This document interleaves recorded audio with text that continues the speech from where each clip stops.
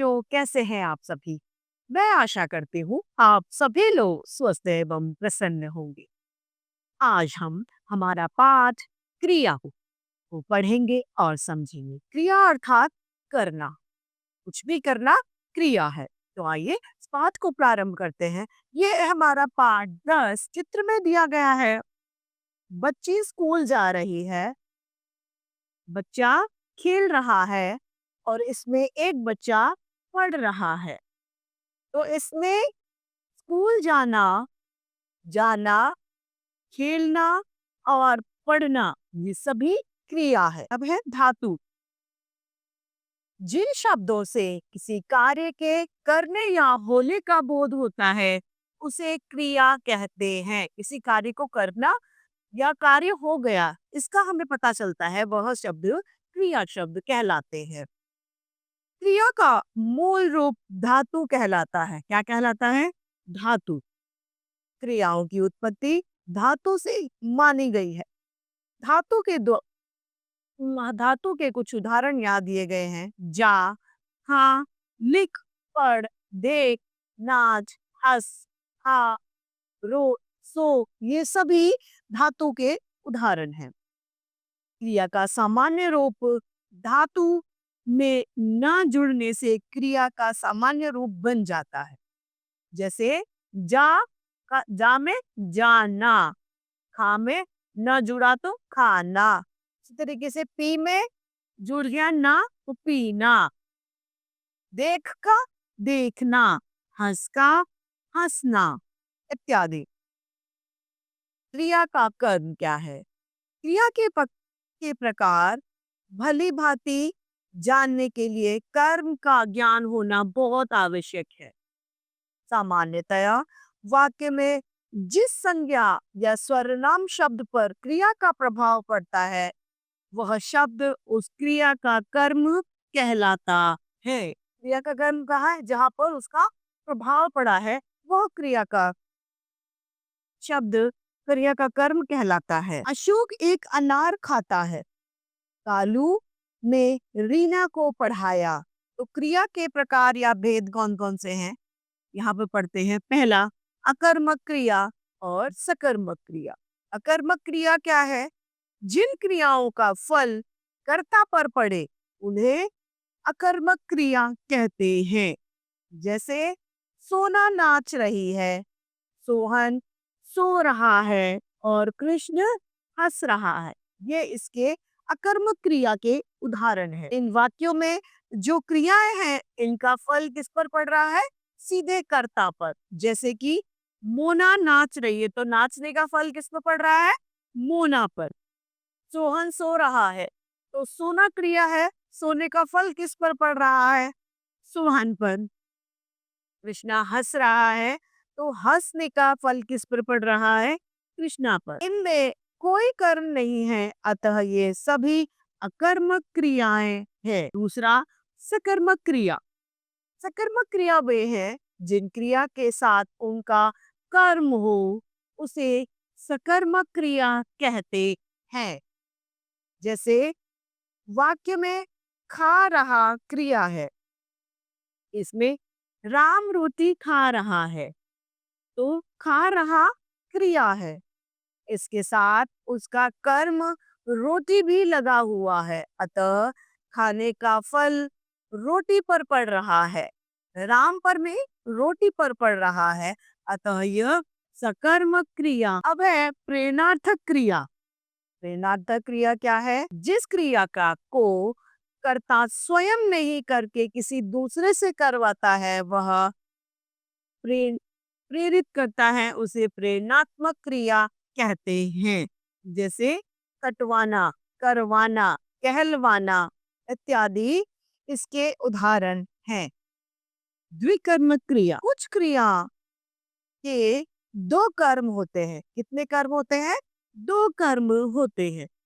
इन्हें द्विकर्मक क्रिया कहते हैं। जैसे कृष्णकांत को व्याकरण पढ़ाता हूँ, मैं भी और कृष्णकांत को व्याकरण पढ़ाता हूँ। इस वाक्य में पढ़ाना क्रिया के दो कर्म है। कृष्णकांत और व्याकरण।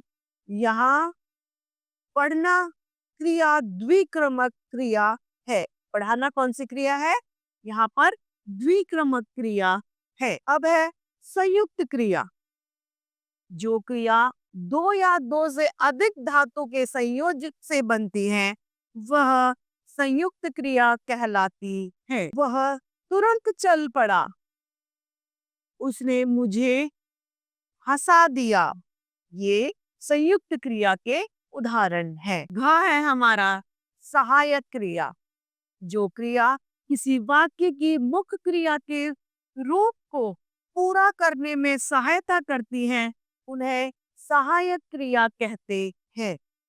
जैसे हैं, हाँ, हुए, रहे थे इत्यादि इसके उदाहरण हैं।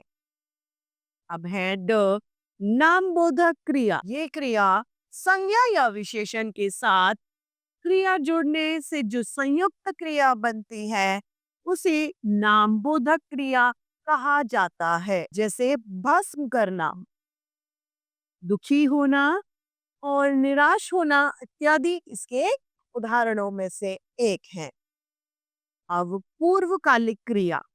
इस क्रिया के अंतर्गत जब कर्ता एक निश्चित एक क्रिया को समाप्त करते ही दूसरी क्रिया को प्रारंभ कर देता है तो पहली क्रिया को पूर्वकालिक क्रिया कहते हैं।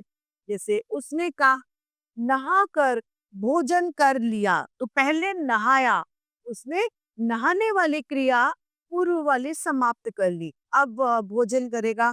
अतः यह पूर्वकालिक क्रिया का उदाहरण है। सकर्मक क्रिया और अकर्मक क्रिया की पहचान क्या है? वाक्य में किसको अथवा क्या प्रश्न का उत्तर मिल जाने पर समझना चाहिए कि वाक्य की क्रिया सकर्मक है।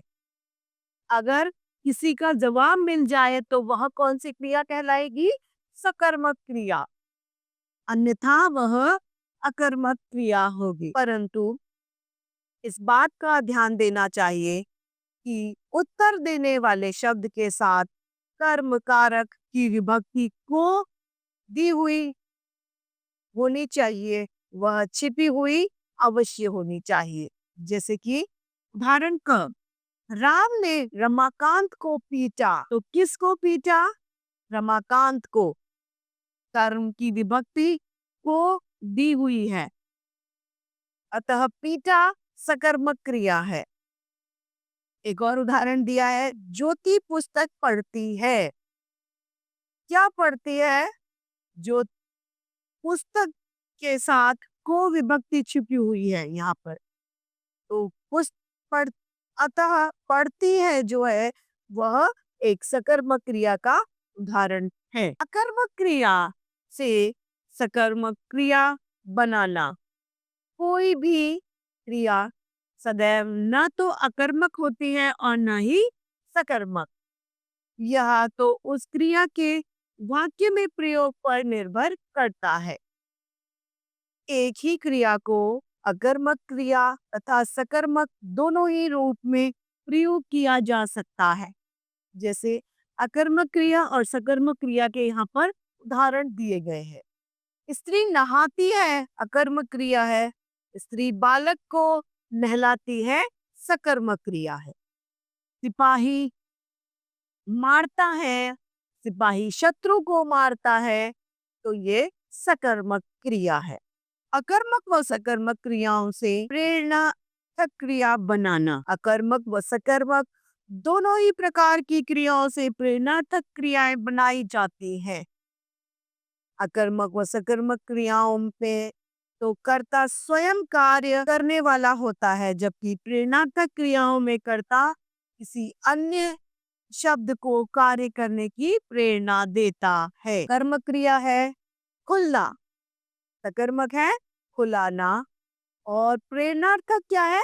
खुलवाना। अकर्मक क्या है? खुलना, जिसमें कोई कर्म नहीं हुआ। सकर्मक खुलाना, मतलब वो खुद वहां पर जाकर प्रयास कर रहा है खुलवाने का और खुलने का, और खुलवाना अर्थात किसी अन्य से खुलवा दिया। दौड़ना, तुम्हें दौड़ना चाहिए, अब को दौड़ा दिया। और दौड़वाना, किसी से दौड़ करवाना, यह प्रेरणार्थक क्रिया है। चलना, हमें चलना चाहिए। चलाना, उसने सबको लेकर चलाया। और चलवाना, किसी अन्य को चलवाना प्रेरणार्थक क्रिया का उदाहरण है। देखना, खुद ने देखा। दिखाना, किसी और को दिखाया। और दिखलाना, बहुत सारों को दिखलाना किसी और की तरफ। सोना, हमें सोना चाहिए। सुलाना, बच्चे को सुलाना। और सुलवाना, साथ मिलकर सुलवाना। देना, हमें दान देना चाहिए। दिलाना, उसने दिलवा दिया। और दिलवाना प्रेरणार्थक क्रिया का उदाहरण है। अब इस पाठ क्रिया के बाद में इसके अभ्यास कार्य को हम देखते हैं। पहला है, सही विकल्प पर हमें सही का चिन्ह लगाना है। क, जिन शब्दों से किसी कार्य के करने का बोध होता है वे कहलाते हैं संज्ञा, सर्वनाम, क्रिया तथा क्रिया विशेषण। तो वे क्रिया कहलाते हैं। क्रिया का मूल रूप कहलाता है मूलांक, धातु, अधातु या ये सभी। क्रिया का मूल रूप धातु कहलाता है। जिस क्रिया के साथ कर्म नहीं होता उन्हें कहते हैं अकर्मक, सकर्मक, प्रेरणार्थक या पूर्वकालिक, उन्हें अकर्मक क्रिया कहते हैं। प्रश्न दूसरा, निम्नलिखित वाक्यों की सकर्मक क्रियाओं में वाक्यों के सकर्मक क्रियाओं के सामने में सही का चिन्ह लगाना है। घड़े से पानी गिर गया, सकर्मक है। बाल्टी पानी से भरी है, किससे भरी है? पानी से भरी हुई है। ग, लखपत ने अखबार पढ़ लिया। घ, तेरी बातों, लखपत ने अखबार पढ़ लिया। तो अखबार का पढ़ना, पढ़ना किस पर, किसको पढ़ा है? लखपत को। यहाँ पर देखिए सकर्मक क्रिया किसे कहते हैं? उस क्रिया में जहाँ पर राम रोटी खा रहा है, ये सकर्मक है। तो ये क्या हुई? अकर्मक क्रिया। ये क्या है? अकर्मक क्रिया। तेरी बातों से अमर घबराता है, यह भी अकर्मक क्रिया है। शशि हंस रही है, यह सकर्मक क्रिया है। बहन ने खाना पका लिया है, यह सकर्मक क्रिया है। सवेरा हो गया है, यह भी एक सकर्मक क्रिया है। प्रश्न तीसरा है, निम्नलिखित वाक्यों की क्रिया को रेखांकित करके रिक्त स्थान में उसका प्रकार लिखो। क, मैंने फल खा लिया, तो फल खाना। ग, बालक को उसके पिता ने अपनी ओर खींच लिया, तो खींचना। ग, आपके लिए यह कलंक की बात होगी। घ, मैं नहीं आ सकता, तो आना। ड, रजनीकांत 1 वर्ष से अधिक जीवित नहीं रहेगा, जीवित रहना। अब इसमें हमें कौन सी क्रिया, अकर्मक या सकर्मक क्रिया, यह लिखना है। तो मैंने फल खा लिया, यह सकर्मक क्रिया है।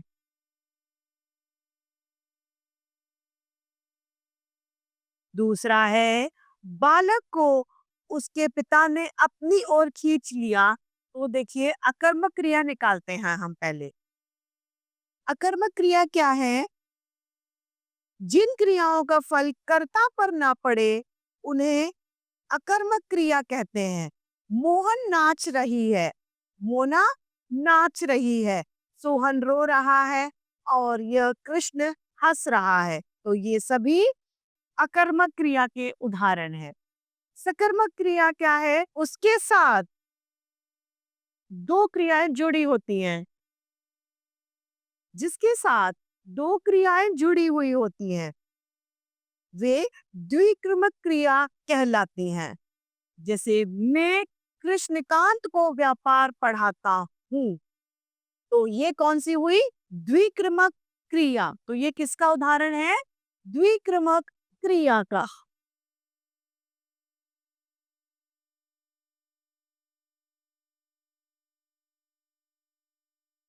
ग, आपके लिए यह कलंक की बात होगी। तो यह सकर्मक क्रिया है।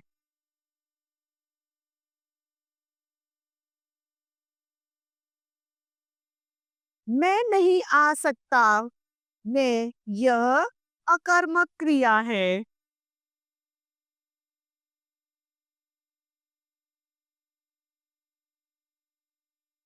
रजनीकांत 1 वर्ष से ज्यादा जीवित नहीं रहेगा। यह सकर्मक क्रिया है।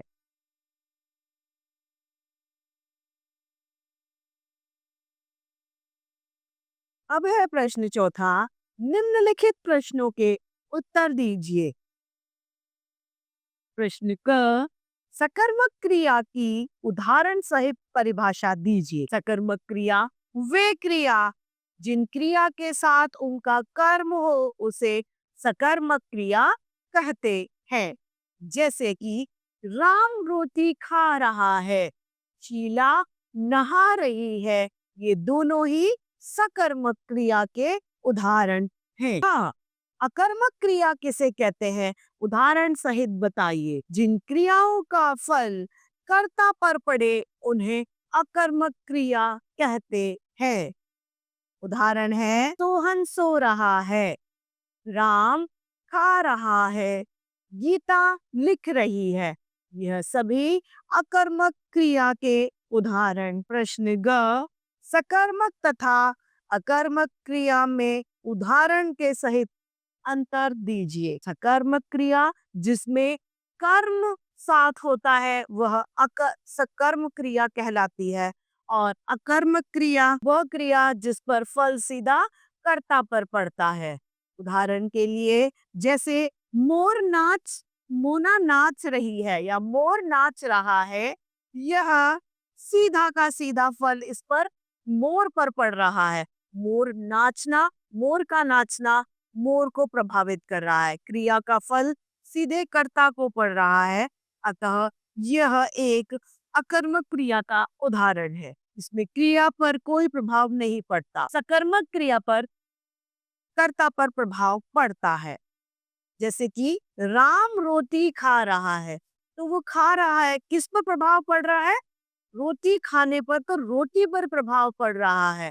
तो ये एक सकर्मक क्रिया का उदाहरण है। द्विक्रमक क्रिया की उदाहरण सहित परिभाषा दीजिए। द्विक्रमक क्रिया कुछ क्रियाएं जिनके 2 कर्म होते हैं वे क्रिया द्विक्रमक क्रिया कहलाती हैं।